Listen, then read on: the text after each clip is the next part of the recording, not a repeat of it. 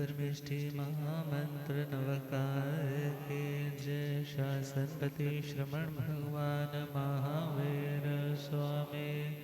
आचार्य सम्राट परम पूज्य श्री आत्माराम जी। वर्तमान आचार्य सम्राट ध्यान योगी परम पूज्य डॉक्टर श्री शिव मुनि जी। शासन प्रभाव कुप्रवर्तक पंडित रतन पूज्य गुरुदेव श्री जगदीश मुनि जी। आगम ज्ञाता आगम पुरुष जिन शास्त्र तन हिमाचल के श्री उपाध्याय भगवंत श्रद्धे गुरुदेव श्री जितेंद्र मुनि जी महाराज की जय। संतान दीवाने संतान दीवाने जिस दे मन वस दे बस धर दाओ प्राणे। जिस दे मन वस दे बस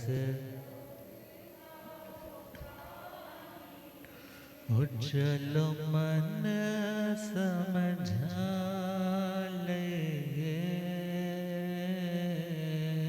चलो मन समझा ले।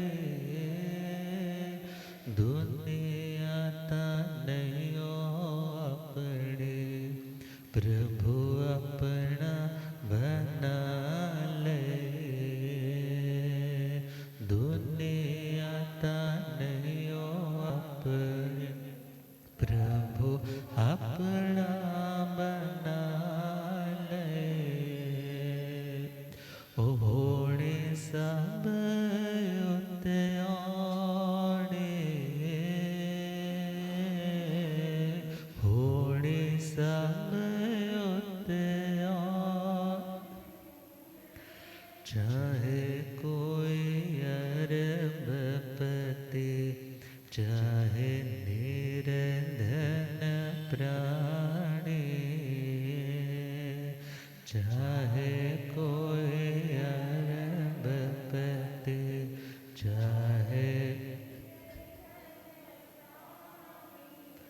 सत्संग विच आया करो। सत्संग विच औगणा दी परे जिंदड़ी एनो सफल बनाया करो। औगणा दी परे जिंदड़ी एनो सफल बनाया करो। चंदन दा बूटा चंदन दा प्रभु तेरे दर्श बिना सारा जीवन झूठा है। प्रभु तेरे दर्श बिना सारा जीवन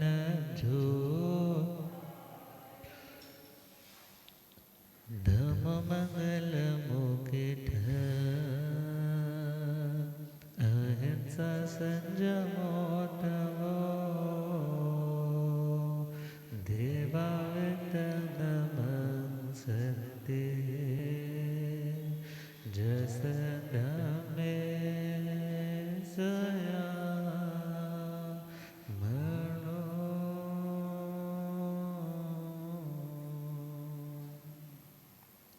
श्री महावीर प्रभु को मेरी वंदना। श्री महावीर प्रभु को वंदना वंदना वंदना वंदना।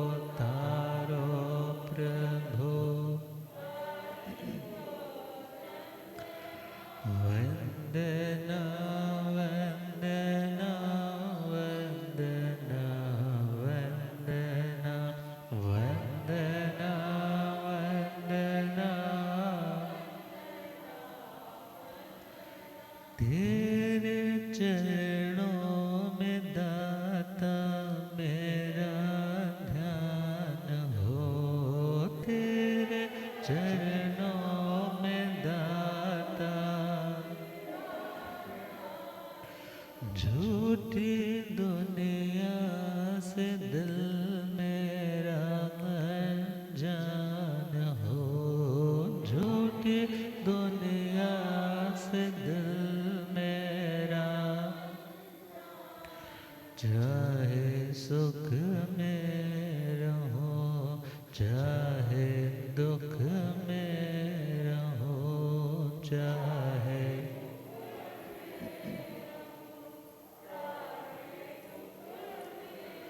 समता टूटे नहीं है यही स्पंदना, समता टूटे नहीं है यही स्पंदन, वंदना वंदना वंदना वंदना वंदना।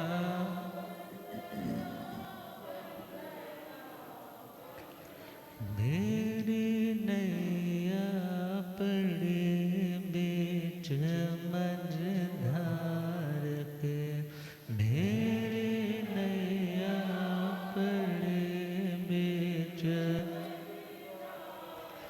कौन अपना यहाँ बीच संसार के, कौन अपना बीच, तुम हो तारन तिरन आया तेरे शरण, तुम हो तारन तिरन आया तेरे चरणों में दाता है अभिवंदना, तेरे चरणों में दाता है अभिवंदना, वंदना वंदना वंदना वंदना।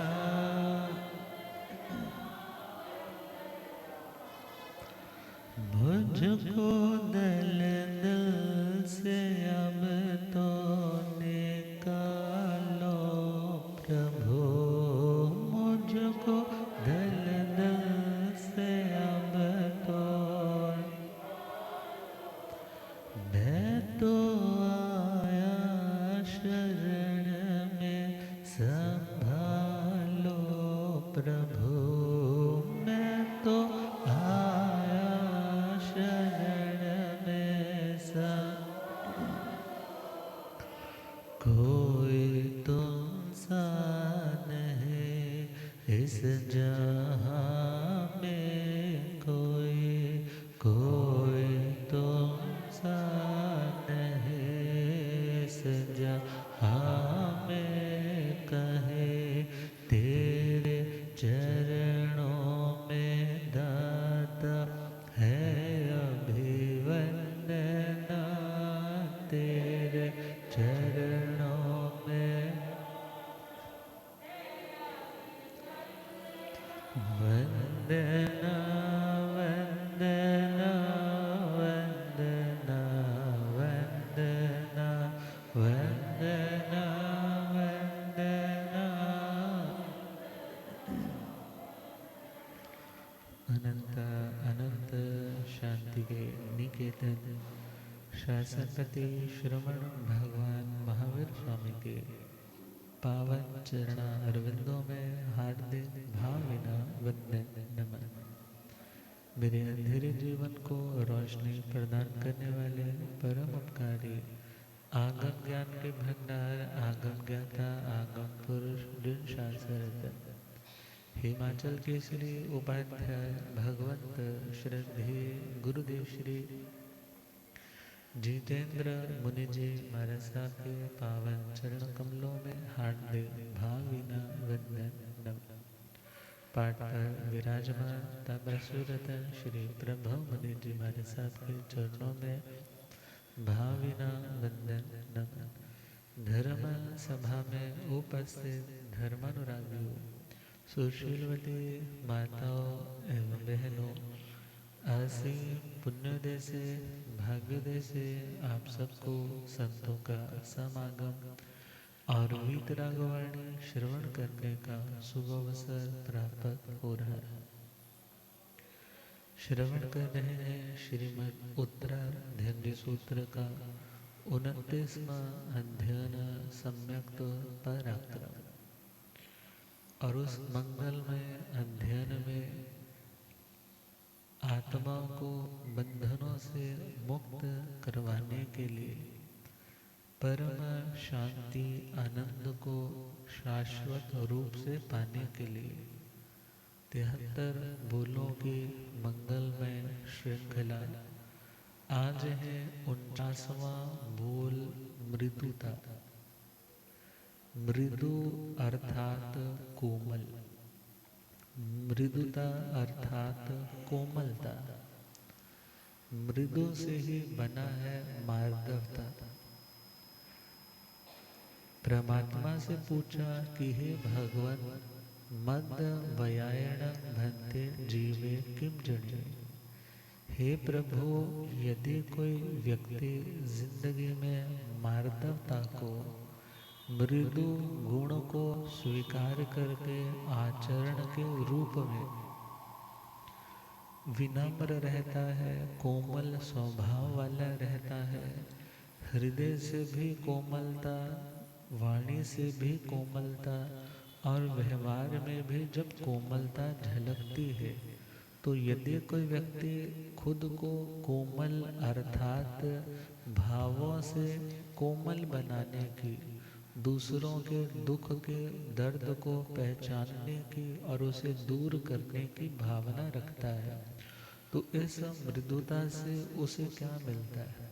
इस मृदुता से उसे क्या मिलता है?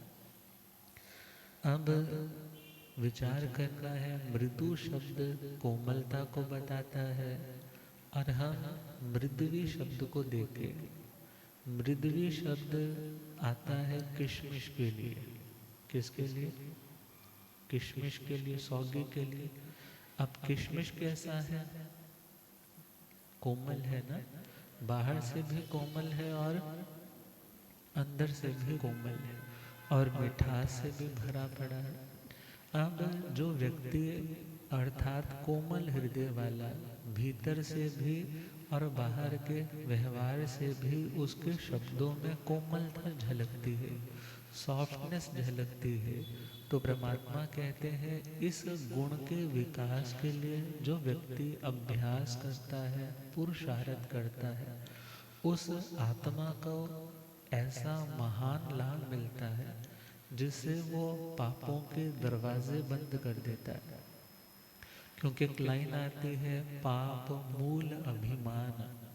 पाप मूल अभिमान अर्थात व्यक्ति पापों के पतन के रास्ते में कब बढ़ता है? जब उसमें अभिमान आ जाता है। और अभिमान का होना अर्थात मृदुता का ना होना। अभिमान का होना मतलब मृदुता का न होना, अर्थात जो व्यक्ति भाषा से भी रूखा, तीखा, कठोर बोलने वाला, व्यवहार से भी बड़ा ही एरोगेंट दिखाई देता है, बहुत ही ज़्यादा अपने आप को बड़ा सिद्ध करने की कोशिश करता हुआ दिखाई देता है।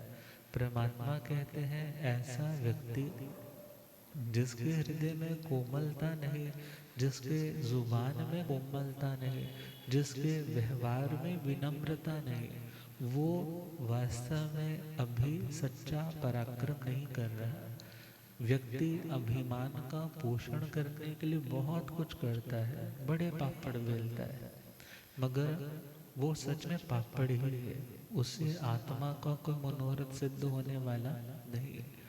तो विचार करना है, कोमलता होगी तो अनुकंपा होगी, कोमलता होगी तो अनुकंपा होगी, कोमलता होगी तो तुम सामने वाले को उसके दर्द से मुक्ति दिलाने में कोई सहयोग दे पाओगे।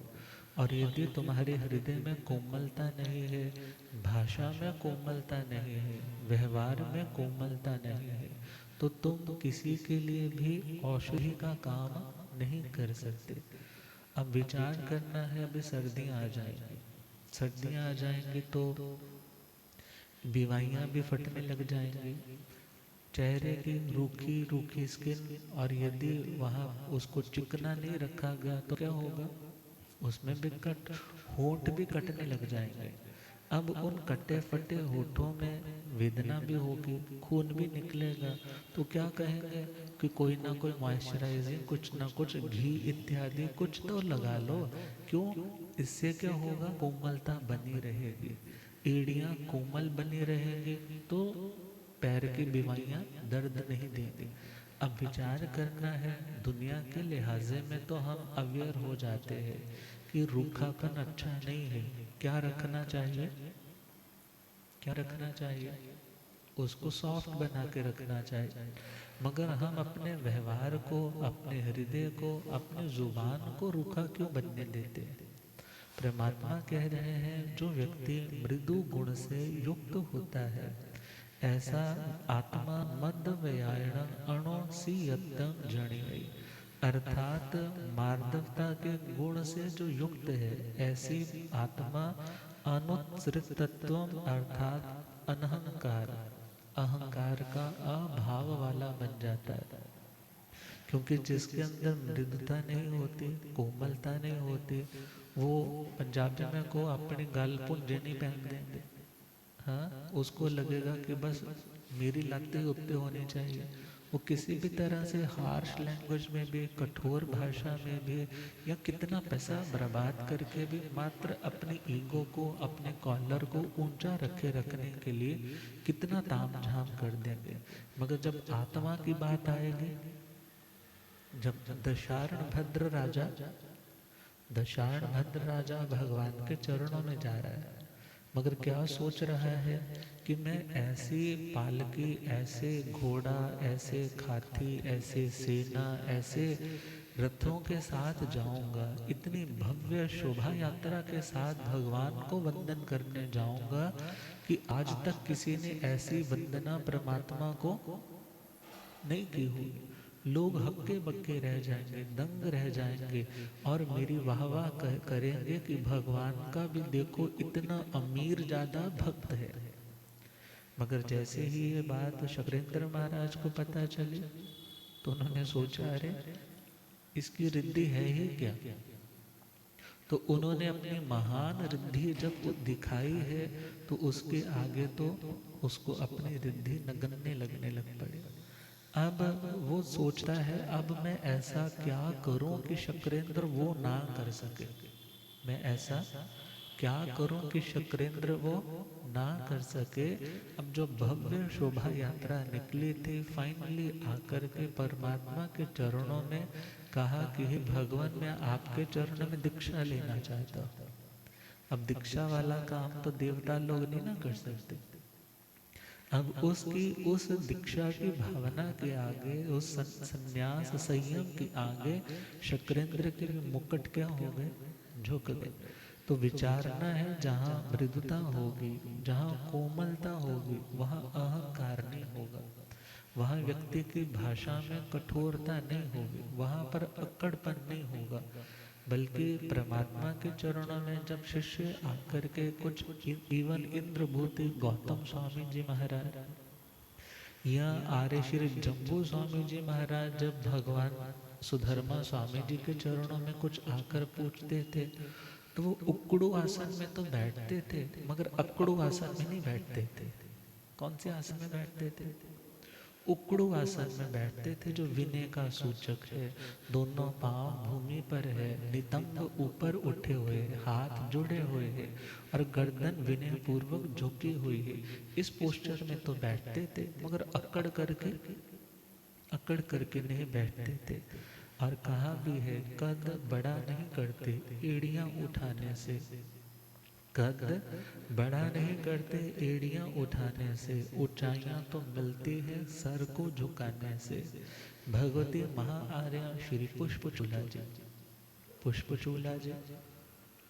अब विचार करना है, अरणिका पुत्र जो आचार्य है, उनकी शुश्रूषा, उनकी विनय, उनकी सेवा कर रही है वो महाआर्या।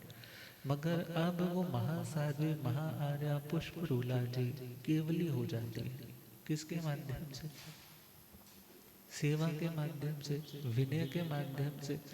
और जहाँ पर विनय नहीं होगी वहाँ पर सिंपल मृदुता नहीं होगी, और जहाँ मृदुता होगी वहाँ विनम्रता होगी। और कहा जाता है जो व्यक्ति पत्थर हृदय है वो धर्म क्या करेगा। बहुत से लोग कह देते हैं कि जब वैरागी होते हैं वो भी तो पत्थर हृदय होते हैं, मम्मी पापा रो रहे होते हैं उनको छोड़ के चले जाते हैं। तो देखा जाए वो पत्थर हृदय नहीं, बल्कि उनके इरादे पत्थर जैसे होते हैं। दिल तो उनके इतने ज़्यादा कोमल होते हैं, वो एक एक जीव के प्रति करुणा से इतने भरपूर हो जाते हैं कि वो भावना भाते हैं कि मैं सभी जीवों की रक्षा करने वाला बनूं। अर्थात जिसके हृदय में कोमलता होगी संयम में भी वही आ पाएगा। जिसके हृदय में दयालुता होगी वही आत्मा मोक्ष के मार्ग पर बढ़ पाएगा। और परमात्मा भगवान महावीर स्वामी साधना काल में संगम देवता ने परमात्मा को कितने महीने कष्ट दिए? 6 महीने। अब इतने कष्ट, इतने घोर कष्ट दिए कि कोई व्यक्ति सामान्य होता तो घुटने टेक देता। मगर इतने कष्ट देने के बाद फाइनली संगम देवता भगवान को छोड़ करके जा रहा है कि मैं तुम्हें आज इन कष्टों से मुक्ति दे करके जा रहा हूँ। परमात्मा की आंखों से क्या आ गए? आंसू आ गए।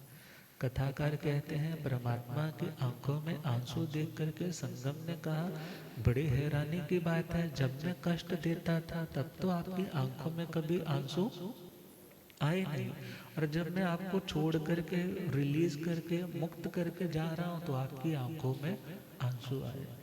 कहने लगे मैंने तो अपने कर्मों का बोझ कम किया, इसलिए मुझे अपने लिए आंसू नहीं है, मगर तुम बेचारे ने इतने कर्मों का बोझ उठा लिया है और बिना क्षमा याचना किए तुम ऐसे ही जा रहे हो। कितने कर्म तुमने चिकने बांध लिए हैं। कब तुम्हारा भुगतान होगा, कब तुम्हारा छुटकारा होगा, कब तुम्हें सच्चे धर्म की प्राप्ति होगी। उस भविष्य के अंधकारमय दृश्य को देख करके मेरी आंखों में तुम्हारे प्रति करुणा के कारण क्या आ गए? आंसू आ गए। कहा है ना, संत हृदय नवनीत समाना, कहा कवि न पर कह न जाना। निज परिताप द्रवै नवनीता, पर दुख द्रवै संत सुपनीता।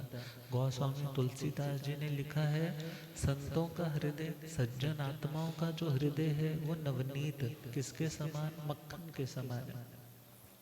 और कहा है कि कवियों ने बहुत उपमाएं दी हैं संतों को, बहुत उपमाएं दी हैं उनकी कोमलता के लिए, मगर जो वो कहना चाहते हैं शायद शब्द उसके आगे थोड़े पड़ जाते हैं, वो पूरी बात नहीं कह पाए, क्योंकि निज परिताप द्रवै नवनीता।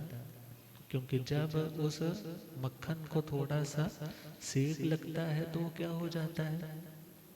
वो पिघलने लग जाता है।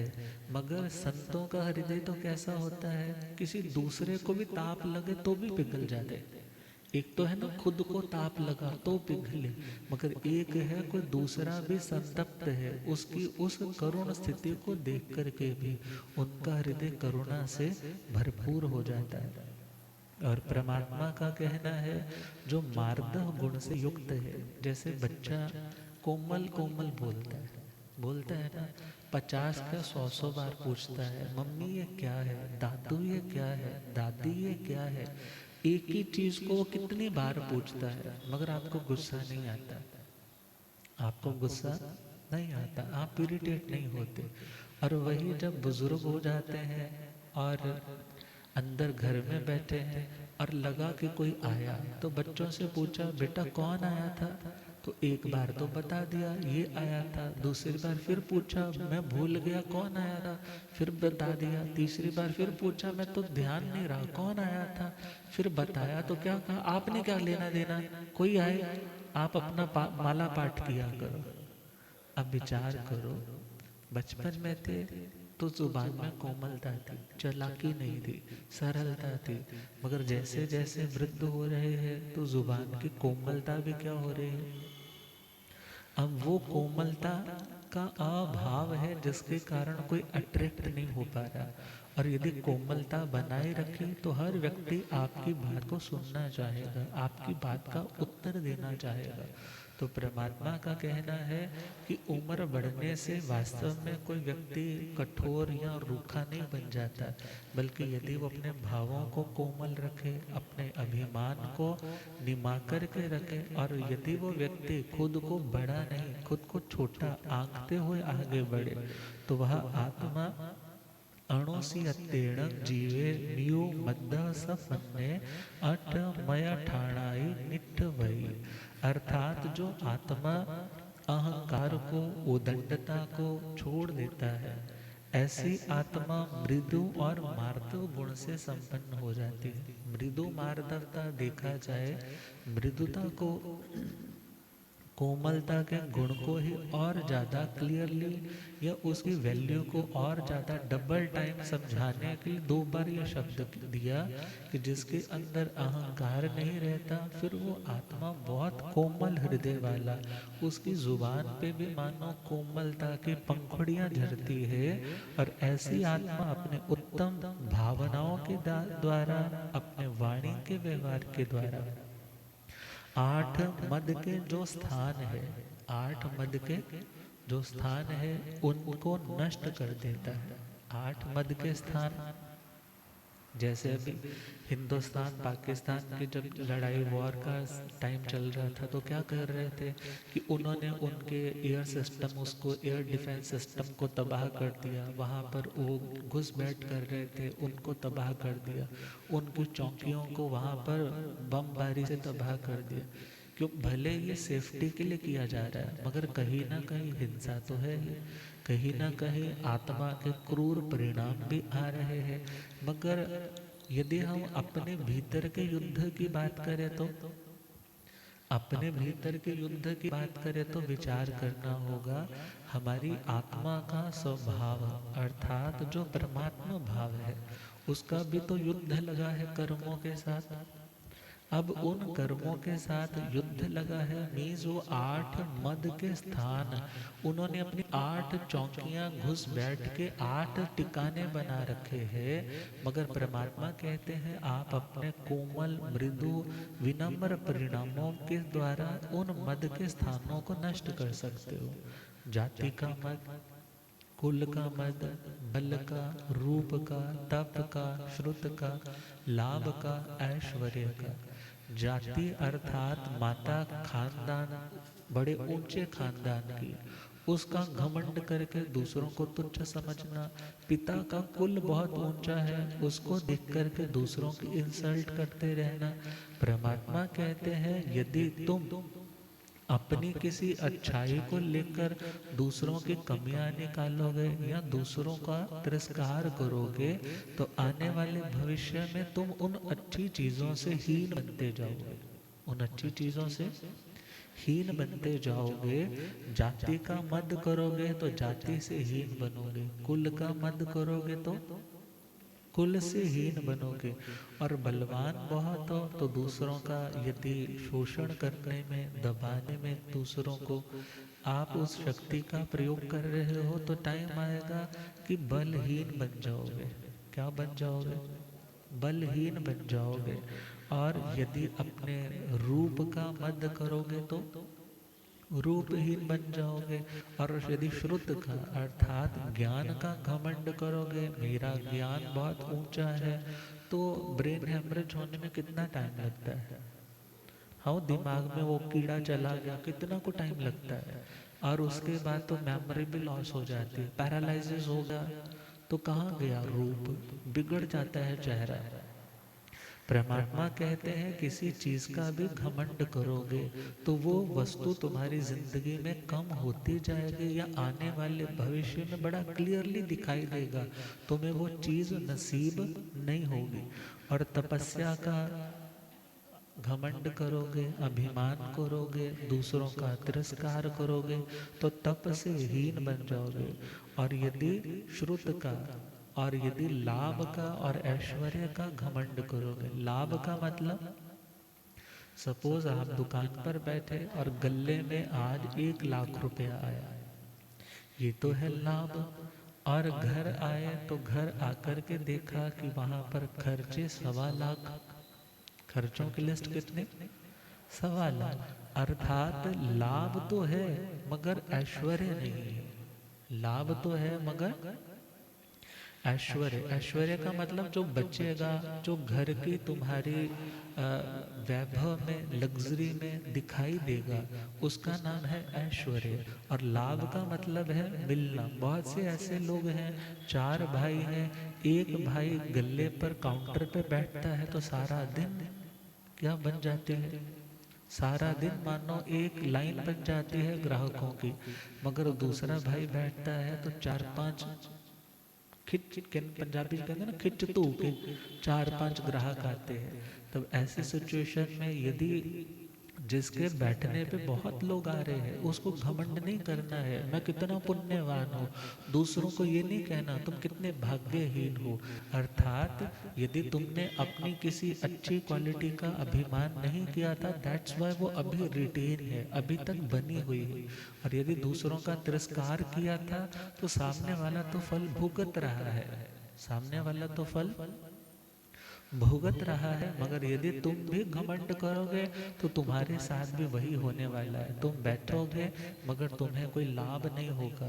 और यदि सपोज लाभ नहीं हुआ तो ऐश्वर्य तो कहाँ से होगा। तो परमात्मा कह रहे हैं मृदुता के गुण से युक्त होना है, इसे बढ़ाना है। मृदुता से नम्रता आती है, मृदुता से नम्रता जीवन की अकड़ सब जाते हैं, जीवन की अकड़ सब। अभिमान तो एक मदहोशी है, अभिमान तो एक मुर्दापन है, बेहोशी है, मुर्दापन है, बेहोशालीन रहे हर हाल में जो, शालीन रहे हर जीवन में खुशियाँ आती हैं, जीवन में खुशियाँ। लिखा है कंचन तजना सहज है और त्रिया का नेह। कंचन मतलब सोना, सोना चांदी। कंचन सजना तजना सहज है और त्रिया का, स्त्री का स्नेह छोड़ना भी बोले ज्यादा मुश्किल नहीं। मगर मान बढ़ाई ईर्षा तुलसी दुर्लभ ये है। अर्थात अभिमान को छोड़ना, बढ़ाई को छोड़ना, अपनी सेल्फ एप्रिसिएशन को छोड़ना, और तीसरा पॉइंट ईर्ष्या को छोड़ना, ये आसान काम नहीं। मृदुता से नम्रता आती है, मृदुता से नम्रता जीवन के अकड़ सब जाते हैं, जीवन के अकड़ जाति कुल बल तप रूप मिले, जाति कुल बल तप रूप और ज्ञान ध्यान सुख खूब मिले, और ज्ञान ध्यान सुख खूब हर चीज मिले अनुपम उसको, हर चीज मिले हर बात उसी की भांति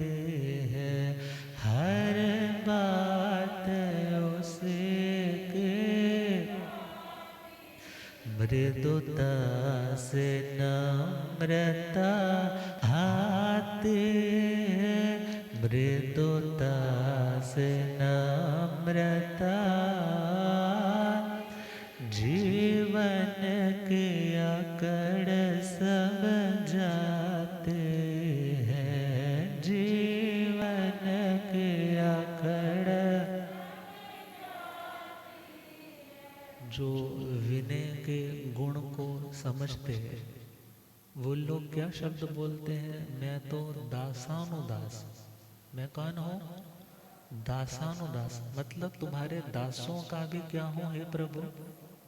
दास हो, बिकॉज हम जिन इच्छाओं के दास बने हैं उन इच्छाओं को तो आपने क्या कर लिया है, अपना दास बना लिया। मीन्स हम तो तुम्हारे दासों के भी क्या है, दास है। घमंड किस चीज का?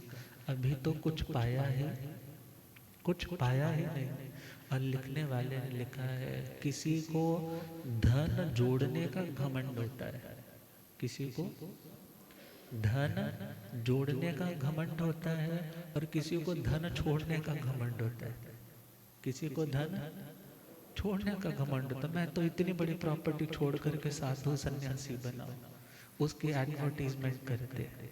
मगर परमात्मा कहते हैं यदि तुम ऊपर उठना चाहते हो, यदि कुछ पाना चाहते हो, तो तुम्हें प्रदर्शन नहीं, आत्म दर्शन की ओर उतरना।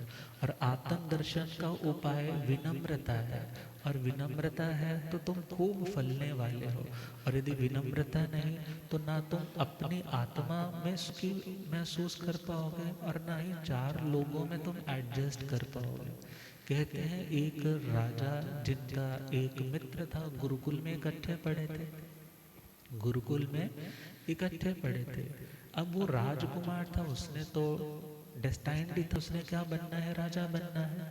वो तो राजा बन गया, और इधर एक जो उनका सहपाठी था वो एक सन्यासी बन गया, और बड़ा फक्कड़ है। फक्कड़ मतलब जो किसी की परवाह ही नहीं मारे। वो बोलते हैं हमने अपने लिए साधु बना लिया है, दुनिया के लिए नहीं लिया है। अब दुनिया में बहुत धूम है उनकी भी कि ये सन्यासी भी कैसा है, अपना अलग ही रुतबे वाला है। एक बार उसने इनवाइट किया राजा ने कि मेरा जो सहपाठी था वो इतना बड़ा महात्मा बन गया है, तो मैं चाहता हूँ मैं उनको शान और शौकत के साथ कहाँ बुलाऊं, राजमहलों में इनवाइट करूं और अपनी राज गद्दी पर बिठा करके उनके पांवों का प्रक्षालन खुद करूं, श्री कृष्ण की भांति, सुदामा के प्रेम की भांति। अब उन्होंने इनविटेशन जाकर के उनको दिया है, उन्होंने कहा चलो मैं आऊँगा। और टाइम आया कि वो राजा के उस नगर के बाहर तक पहुँचे, तो उसने क्या देखा कि राजा ने तो सारे गली मोहल्लों में क्या कर रखा है, सफाई करवा करके खूब गुलाब की पंखुड़ियों के ढेर लगा रखे हैं, तोरण द्वार इत्यादि बना रखे हैं। मानो राजा ये दिखाना चाहता है कि मैं कितने वैभव का मालिक हूँ, मैं कितने वैभव का मालिक हूँ। संत के मन में क्या आया, कहने लगे इसको अपने वैभव का इतना घमंड है। अभी तो जिस पड़ाव पर रुके थे वहां पर देखा तालाब इत्यादि कहाँ पर है, तालाब के पास किनारों पर दलदल होती है, दलदल में पैर डाले और बाहर निकल करके दलदल से उस गिल्ली मिट्टी से अपने पैर अच्छे से क्या कर लिए, गंदे कर लिए, और अच्छे से पंजाबी को ना लबेड़ ले पैर। अब अच्छे तरीके से पैर गंदे करके वो सुबह का वक्त जब राजा लेने को आ रहा है तो चल पड़े। तो फूलों के ऊपर पैर रखते रखते रखते जब सब लोग देख रहे हैं कि ये इतना बड़ा राजा और इसको ऐसे लेकर आ रहे हैं, और इन्होंने भी अपने पैरों पर क्या लगा रखी है, इतनी गंदी मिट्टी लगा रखी है। अब जैसे ही महलों तक पहुंचे, अंदर आए और राजा ने अपने सिंहासन पर बिठाया, तो सब लोग तो विदा कर दिए, पैर धोने ही लगे थे। तो राजा ने पूछा कि आपने इतना ये अपने पैरों को क्या कर रखा है। कहने लगे तुझे अपने राजपाट का बड़ा गरूर है ना कि मैं बहुत बड़ा राजा बन गया हूँ, और तू बहुत बड़ा राजा बन गया होगा अपने घर पे, और तू इतनी शान शौकत मेरे को क्या दिखा रहा है। अब जैसे ये सुना तो फिर ये आपने मिट्टी कैसे लगाई है।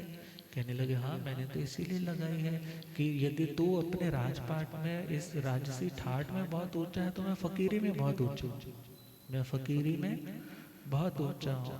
अब पैर धो रहा था वो उठ गया, कहने लगा आप आसन से उठिए और मेरे गले मिलिए, आसन से उठिए और मेरे गले मिलिए। अब जैसे ही गले मिलने को कहा, बोले ऐसा क्यों बोल रहे हो गले मिले। तो राजा कहने लगा ना तुम कहीं पहुंचे ना मैं कहीं पहुंचा, ना तुम कहीं पहुंचे और ना मैं कहीं पहुंचा, हम दोनों अभी उसी लेवल पर हैं। मुझे पैसे जोड़ने का घमंड है और तुम्हें पैसा छोड़ने का घमंड है। मृदुता से नम्रता आती है, मृदुता से नम्रता, जीवन के आकड़ सब जाते हैं, जीवन के आकड़ है।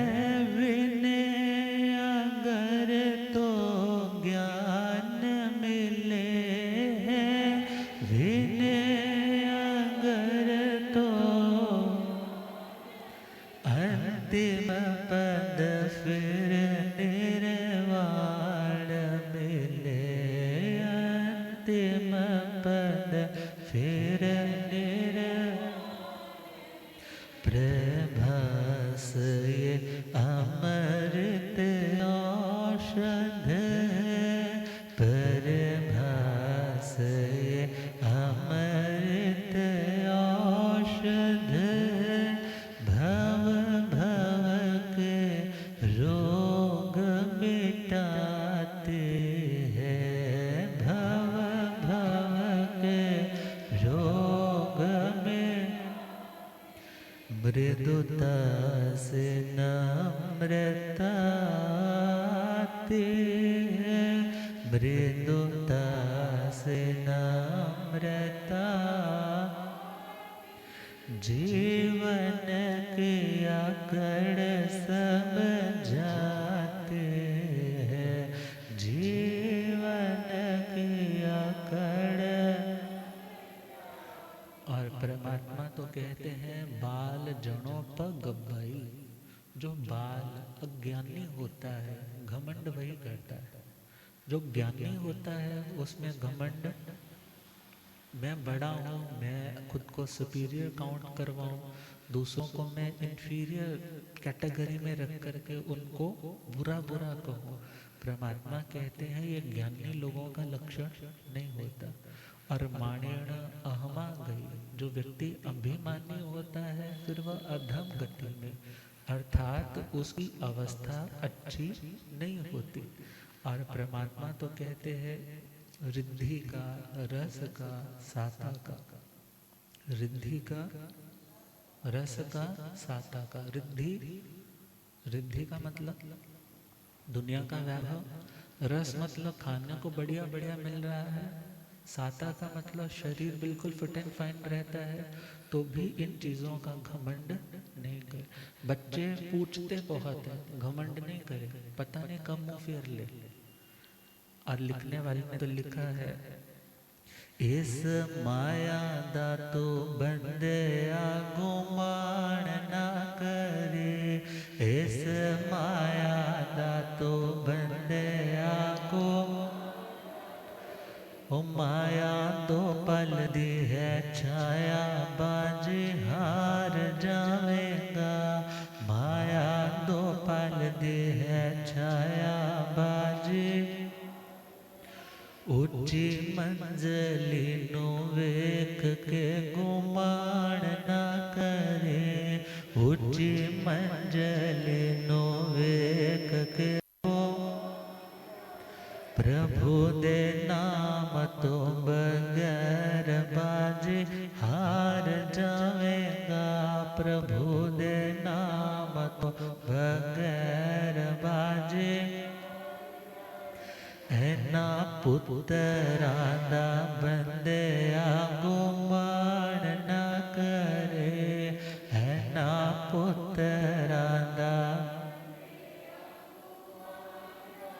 पुत्र चल दिया दे साथी बाजी हार जावेगा, पुत्र चल दिया दे साथी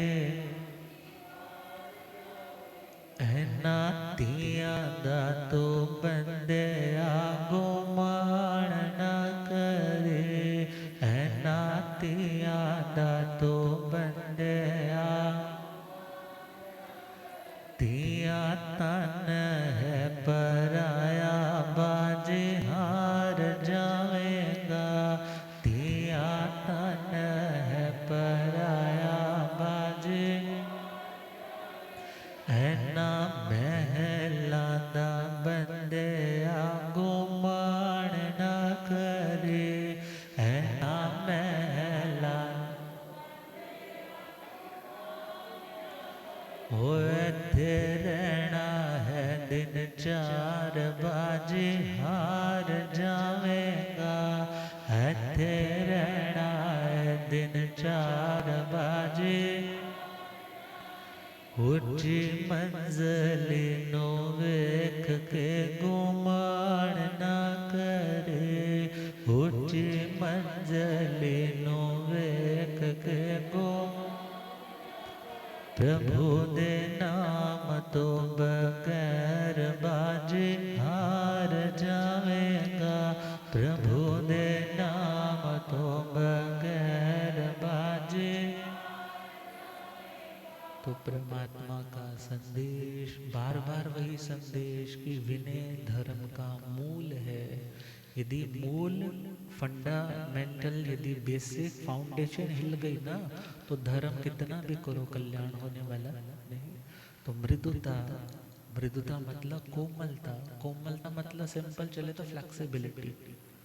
अब सर्दियाँ आती है ना तो कभी गर्म कपड़ा शोल्डर से उतर गया रात को सोए सोए तो सुबह तक उठे तो फ्रोजन शोल्डर हो गया।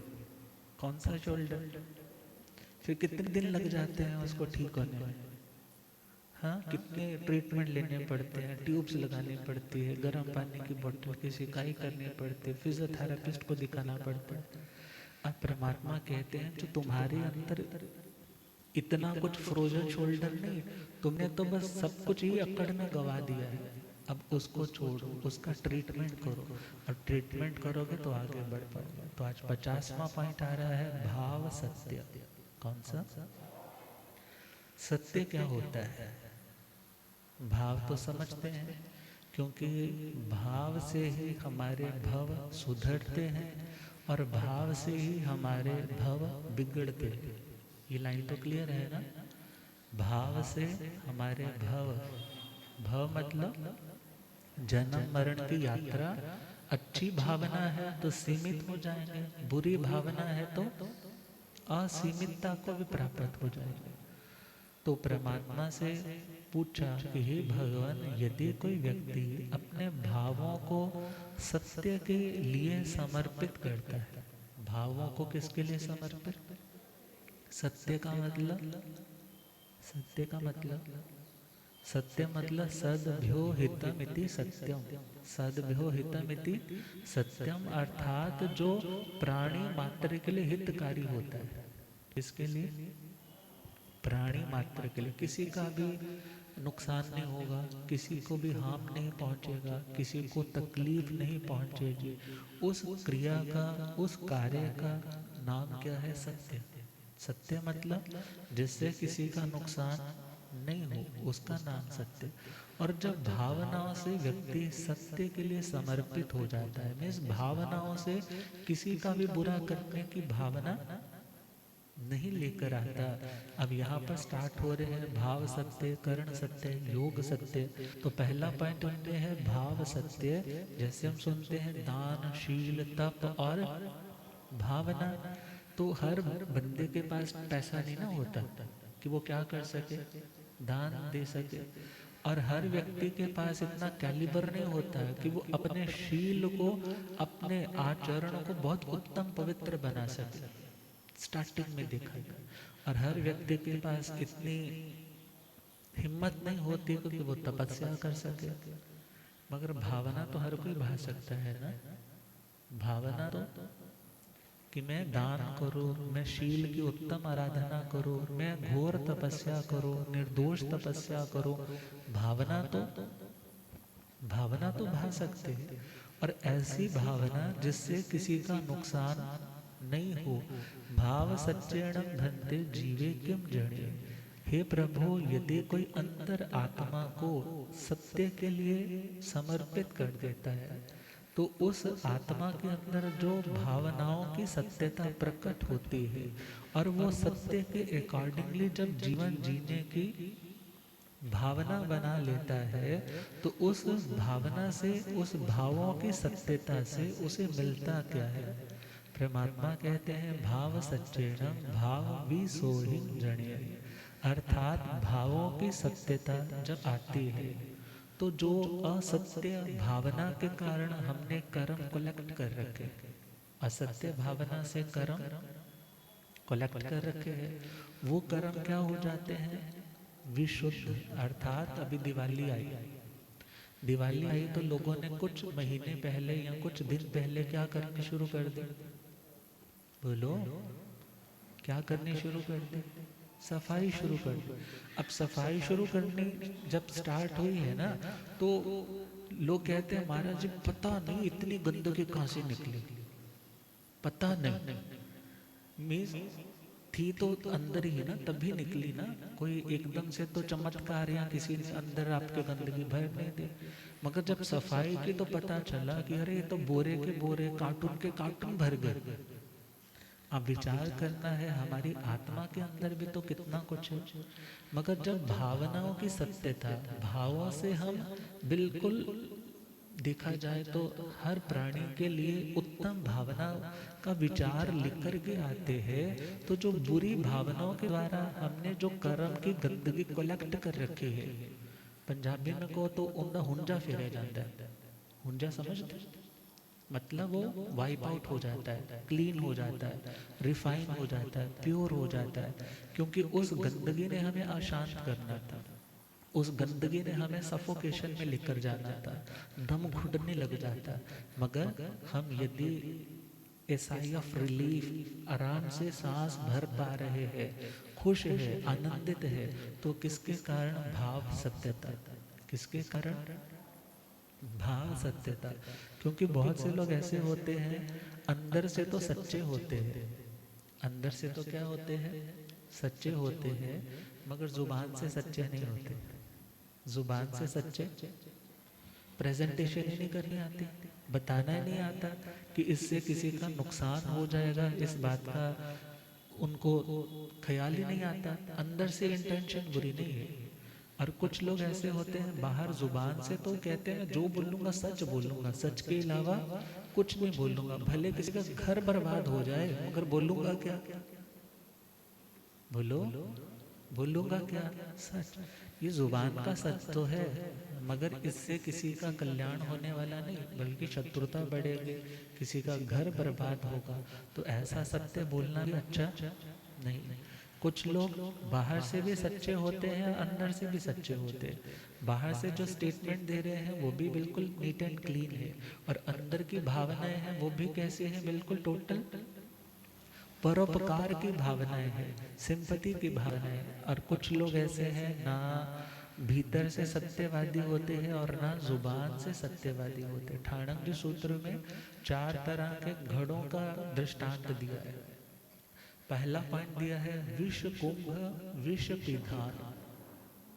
घड़ा कौन सा, विष का, और उसके ऊपर ढक्कन कौन सा रखा है, जिससे पता चलता है विष वाला। जैसे सिंपल चलो ना, आपने दूध गर्म किया और एक सामने दूसरे वाले पतीले में आपने सूप बनाया। अब दूध वाले के ऊपर वो डोरी कौन सी रखी होती है, हाँ दूध वाली रखी है, तो वो मेंशन हो जाता है मलाई साथ में लगी हुई है। तो इस वाले पतीले में क्या है, दूध है, इधर वाले में क्या है, सूप है। तो कुछ वहाँ पर भी कुछ ना कुछ तो क्लू मिल जाता है कि इसके अंदर क्या है वो, क्योंकि उसके बाहर वाली जो बर्तन निकालने वाला रखा है उसमें वो मेंशन है। मगर सपोज ऊपर वाले जो निकालने वाले थे वो चेंज हो गए, तो क्या लगता है, दूध वाला उसके ऊपर सब्जी वाला रख दिया है, तो क्या लगता है इसमें क्या होगा, सूप होगा। इसी प्रकार कहा विष कुंभ और विष पिधान, यदि अंदर भी क्या है, जहर भरा पड़ा है, और पिधान मतलब ढक्कन भी कौन सा लगा है, विष का है। मतलब ऐसे लोग जो अंदर से भी जहर को भर गए हुए हैं और मुंह से भी जहर ही उगलने वाले हैं, पहला पॉइंट। दूसरे लोग ऐसे होते हैं विष कुंभ मधु पिधान, अर्थात अंदर तो विष है, अंदर क्या है, अंदर तो जहर भरा पड़ा है, क्रोध का, ईर्ष्या का, बदले का, मगर बाहर ढक्कन कौन सा है, बाहर ढक्कन कौन सा है, मधु, शहद वाला। अर्थात बातें कैसे करते हैं, वेरी स्वीट, हनी कोटेड, ऐसे बोलते हैं बस पता नहीं इसके दिल में मेरे लिए कितना ढेर सारा प्रेम है।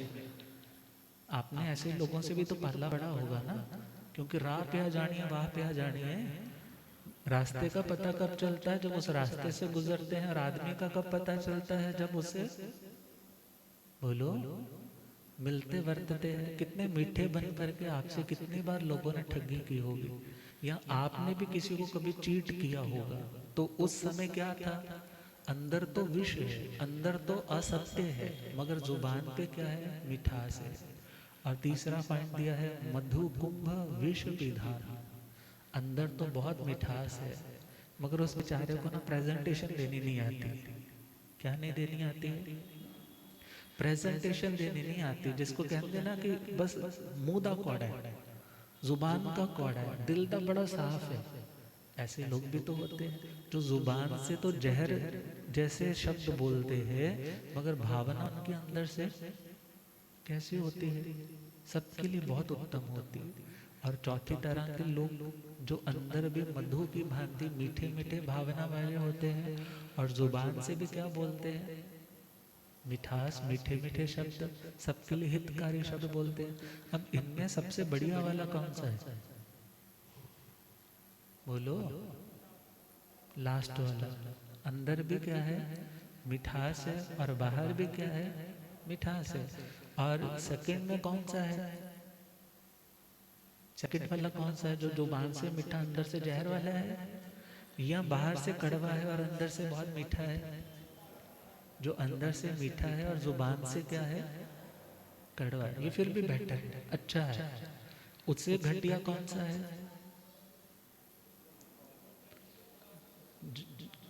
जो अंदर से और बाहर से एक जैसा है, एटलीस्ट पता तो रहा ना मैं ऐसा ही हूँ।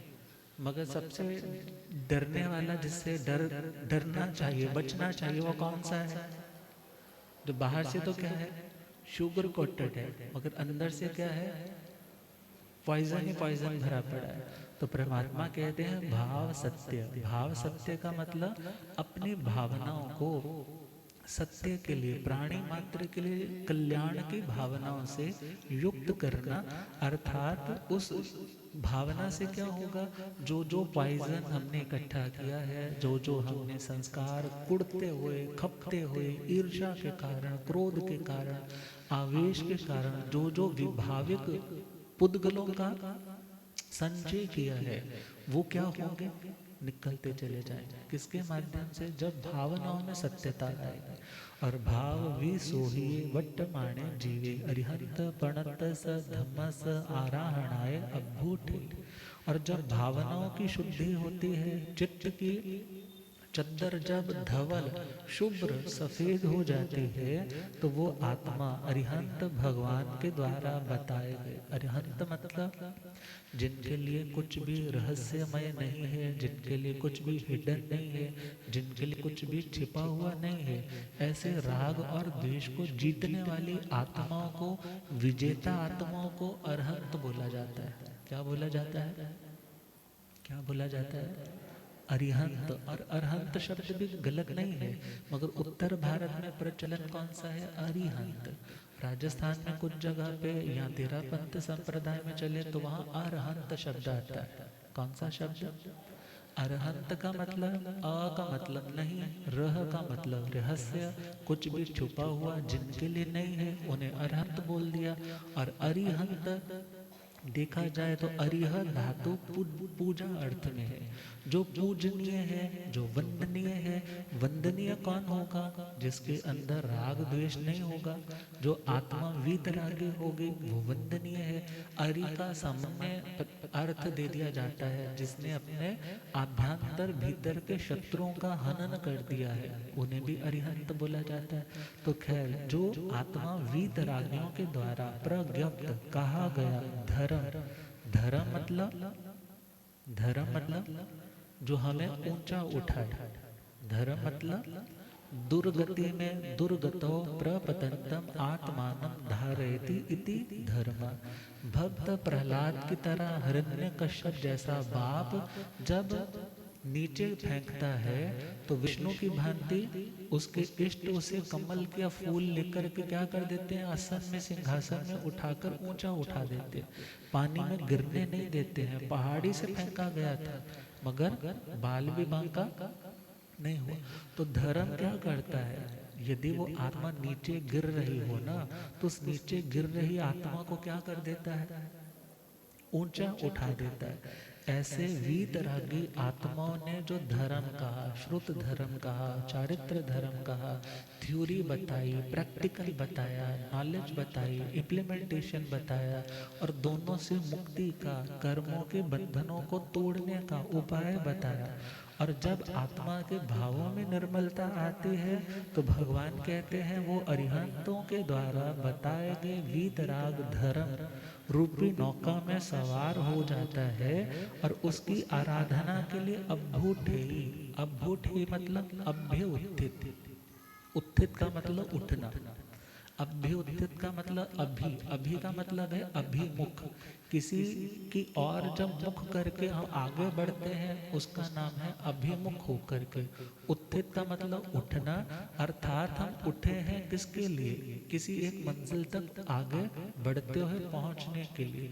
तो जो आत्मा चाहती है कि मैं मोक्ष तक पहुंचूं या मैं इस धर्म का आचरण करूं, जब उसकी भावनाओं में सत्यता आती है तो वो आत्मा अरिहंतों के द्वारा बताए गए इस धर्म के पालन के लिए, अभ्यास के लिए, साधना के लिए उठ जाता है और चल पड़ता है। उठ करके वहीं बस रुका हुआ नहीं रहता, उठ करके चल पड़ता है अभ्युठिता पर लोग धम्मस आ रहा है भवई। और उठ करके अभ्युठिता मतलब उठ करके सजगता के साथ, सावधानता के साथ, अप्रमत्तता के साथ, पूरी केयरफुलनेस के साथ परलोक, परलोक का मतलब जो, जैसे एक लड़की का मायका होता है, एक ससुराल होता है। हाँ, मायका क्या हो गया? इह लोक। ससुराल क्या हो गया? परलोक। सिंपल सिंपल समझे ना? तो इसी प्रकार देखे तो जो आत्मा धर्म के मार्ग पर बढ़ता है तो उस आत्मा के कदम फिर बढ़ते बढ़ते सिर्फ इसी जन्म में नहीं बल्कि अगले जन्म में भी वो आत्मा धर्म का आराधन करता है। अब धर्म करेगा, अच्छे मार्ग पर चलेगा तो एक दिन वो आत्मा अपने सर्व कर्मों के बंधनों से सदा सदा के लिए मुक्त हो जाएगा। तो कहा है सत्य बराबर तप नहीं, झूठ बराबर पाप, जाके हृदय सत्य है ताके हृदय आप। अर्थात जहाँ सत्य है, सच्चखू भगवान, वहाँ परमात्मा है। गुरुदेव पधारे हैं। हो रब मेरा सतगुरु बन के आया मैनो,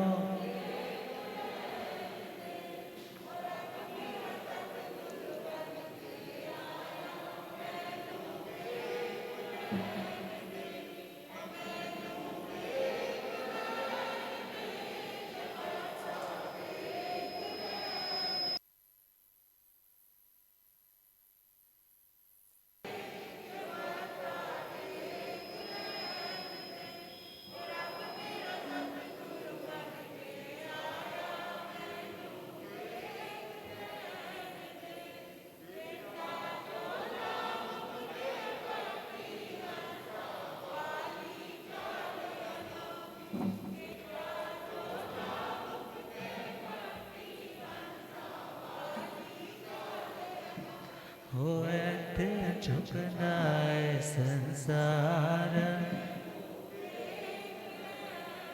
होए थे झुकनाए संसार मैनो, हो रब मेरा सतगुरु बन के आया मैनो, हो पौधे पौधे पानी देंदा सुके बूटे हरे कर देंदा, पौधे पौधे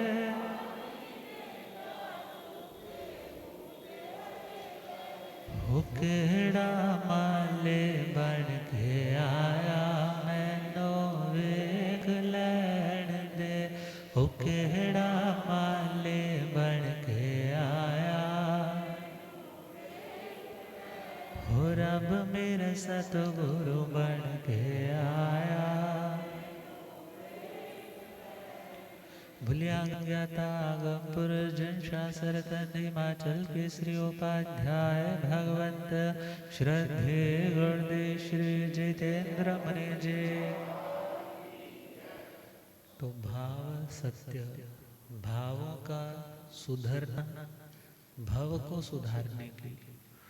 तो परमात्मा का कहना है जब अंतर हृदय के हमारे भाव अध्यवसाय परिणाम विचार सत्य के लिए समर्पित है, तो भावों की निर्मलता, गंदे पानी में जब फिटकड़ी डाल ही दी है तो धीरे धीरे गंदगी क्या होती जाएगी, नीचे बैठने लग जाएगी और फिर उसको अलग करके अपनी शुभ अवस्था को प्राप्त करना आसान होगा।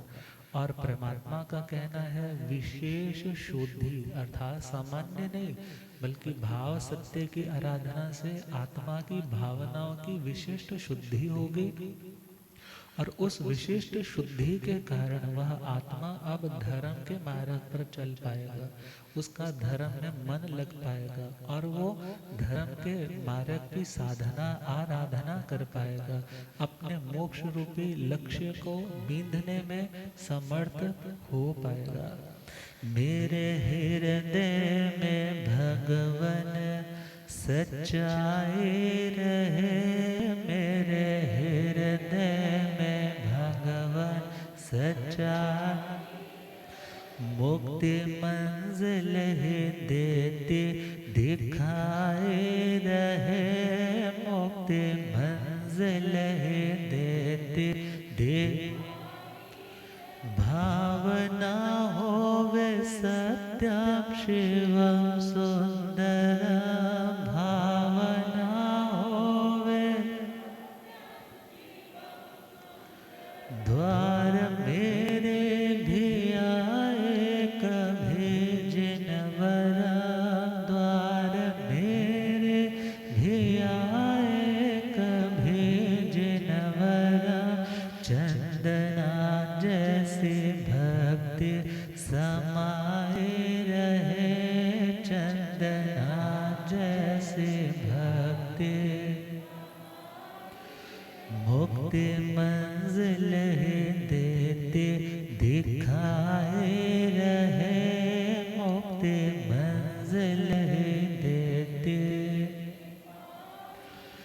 मैल मन के प्रभु जी मेरी दूर हो, मैल प्रभु जी मेरे, धर्म ज्योति से जगमग मेरा नूर हो, धर्म ज्योति से जगमग मेरा नूर, भव भव में ये ज्योति सहाय रहे, भव भव में ये ज्योति सहाय, मेरे हृदय में भगवन सच्चाई रहे, मेरे हृदय में भगवन, भाव ऊंचे तभी ऊंची हो साधना, भाव ऊंचे दान हो शील यातना, की आराधना, दान हो शील या तप किया, जिंदगी में ये सच कमाए रहे, जिंदगी में ये सच कमाए रहे, मेरे हृदय में भगवान सच्चाए रहे, मेरे हृदय में भगवान। धर्म से प्रीत हो भक्ति संगीत हो, धर्म से प्रीत हो भक्ति संगीत, कर्म काटो है भगवान मेरी जीत हो, कर्म काटो है भगवान मेरी। नहीं प्रभास दिल में ढिलाए रहे, नहीं प्रभास दिल में ढिलाए रहे, मेरे हृदय में भगवान सच्चाए रहे, मेरे हृदय में भगवान। मुक्ति मंजिल ही देते दिखाए रहे, मुक्ति मंजिल ही देते दे। तो उस मंजिल तक पहुंचना है तो भावों की सत्यता जरूरी, और भावनाओं की सत्यता के लिए ज्ञान का होना बहुत जरूरी। तो गुरुदेव और ज्ञान की वर्षा करें इन्हीं मंगलमय भावनाओं के साथ। ओम।